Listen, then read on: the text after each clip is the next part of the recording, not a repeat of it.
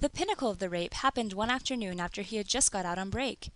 At that point, Brent was afraid to eat, worried about possible contaminants in his food, so he brought his own food from home and hid his water bottles.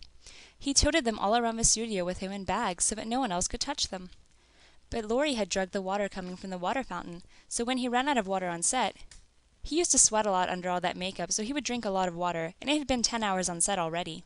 He consumed the drugs when he stopped at the fountain. The next thing he remembered, he walked back on set, and the day continued as normal.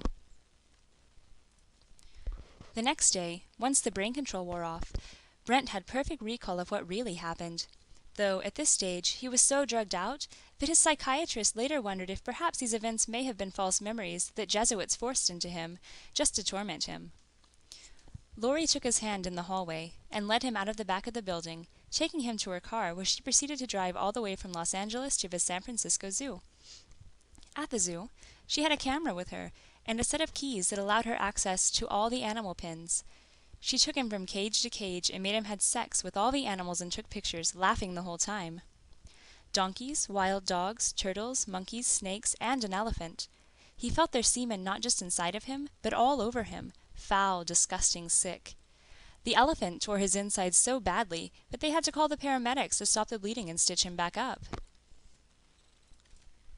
Then she made him do it again. He begged her, "No, Laurie, please, my anus is bleeding. For the love of all that is holy, my anus is bleeding." It tore him up really bad. The elephant was so powerful it pushed its penis right through his rear, ripping flesh and smashing organs. He cried the whole time, shuddering, as the elephant raped him again and again. His horror reached new heights that day. She brought out eels, stuffing baby, very tiny moray eels into the head of his penis, and shoved the big ones up his butt.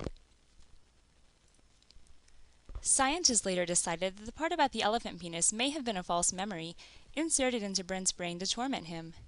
Regardless of what really happened, Brent's injuries put him in the hospital with stitches all over his rear, offering oozing, putrefying flesh to the beholder. His sex with Laurie and her zoo animals pierced his body and soul like a million knives. Now she had pictures of him being raped, making his degraded image forever prisoner on those film reels. With photographic evidence, he would never be able to escape, and should he ever shed the memories of what happened, those photos would bring it all back. Feeling like pure filth, he couldn't face up to what he did. He thought, "If I explain all of this to Gail, I'll scare her away. She'll see how sick and contaminated I am, and will know I am an evil and awful person. Oh, this is all my fault. How could I allow this to happen? I'm so horrible, such a monster I don't deserve to live." No matter where he went, she leaped on him from hidden corners, jabbing brain control drugs into him. She even put brain control drugs into the water fountain he drank from. She trailed him like a bloodhound. "Ah, so you went to the big shots and they took my side." Laurie's laughter cackled off the walls. "You better not tell that Gail about me, or I'll do worse to her than what I've done to you. I'll kill her." It took a month and many stitches to heal. The anal sex she gave him with a dildo and her fist so ravished his rectum that his rectum became butchered steak. She captured it all on film. Oh, how he loves violent sex. Laurie flipped her hair, clapping her hands together, cackling with laughter. "Brent has a side to him that he only reveals to me. I've got pictures to prove it." She carefully neglected to point out the stark contrast between his violent sex with Laurie and his tender, committed love songs for Gail, who admitted to Brent that she had trained for Christian missionary service.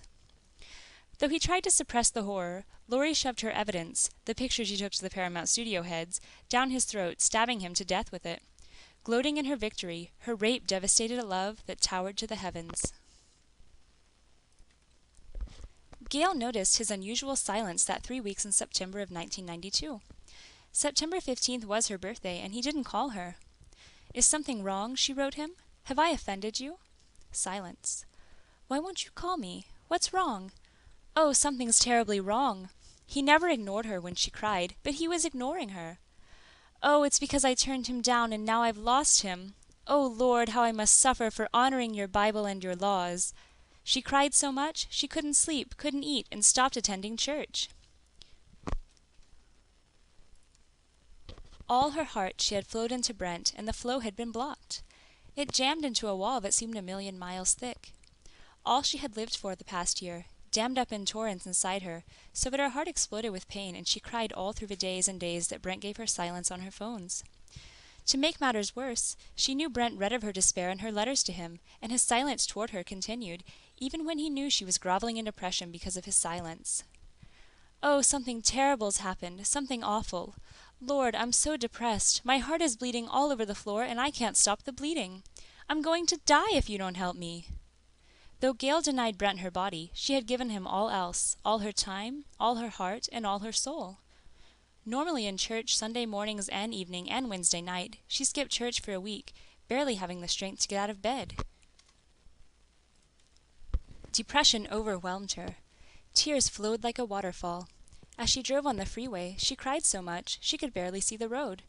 The love she wanted to flow to him was blocked. Her heart had hit a wall.